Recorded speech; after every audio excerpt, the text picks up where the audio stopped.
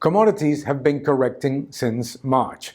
Oil has been reducing its strength throughout the last months, and commodities like aluminum and copper have fallen to negative territory in 2022. There are numerous factors: the strength of the US dollar, certainly, and the reduction in demand coming from the crisis in the Eurozone, the slowdown in China, and the slowdown in the United States. All of that is important, but it cannot take away our view from the problem of the energy crisis, which is not a problem of one winter. It's a problem with structural issues. The first one is that governments have been creating an energy mix that is more volatile, intermittent, and difficult to plan by massively increasing the percentage of renewables, which are perfectly valid, but with no view of securing supply with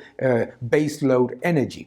The loss of baseload energy and the increase of volatile and intermittent energies and technologies in the mix generates a significant strain on the grid, puts an even larger cost on consumers because it requires significant backup as well as very large investments in grid alternatives to accommodate that strain. But what is very important as well is to understand that renewables do not eliminate the dependence on fossil fuel energy. Why? Because they work around 30% of the time. It doesn't matter if you install 20 megawatts or 20 gigawatts. They still are intermittent, and the percentage of base load and stable production is very limited. Therefore, they require backup, and that is something that we must understand. They require a strong backup with hydro, with pumping, with natural gas, with different technologies that deliver security of supply and competitiveness. Renewable energies are very important, but we need to understand the significant reliance on fossil fuels in the worst possible times, which is when prices are higher and demand is stronger. So what needs to happen is that governments understand that to move to a cleaner energy mix, they need to use measures that strengthen security of supply and competitiveness. And that means more baseload energy, more backup, stronger investment, and eliminate the big problems that are being generated right now. Governments in the European Union are taking the wrong measures.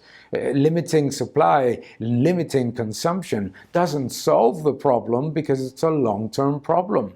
Furthermore, putting regulatory risk on the agenda and cutting constantly here and there the returns of those companies that actually invest in security of supply worsens the problem. So, investment in security of supply, a balanced and well-designed energy mix in which baseload energy is enough to cover for the volatility of renewables, and less costs added to the household bills. German households pay 75% of a tariff in taxes and regulated costs. What needs to be done is to eliminate and take to the budget some of those costs and put a stronger emphasis on baseload energy, security of supply, and competitiveness. None of that happens if one decides to put more strain on investment, if they increase regulatory risk. Furthermore, if they put more burdens on investment on different technologies, because all of them are needed.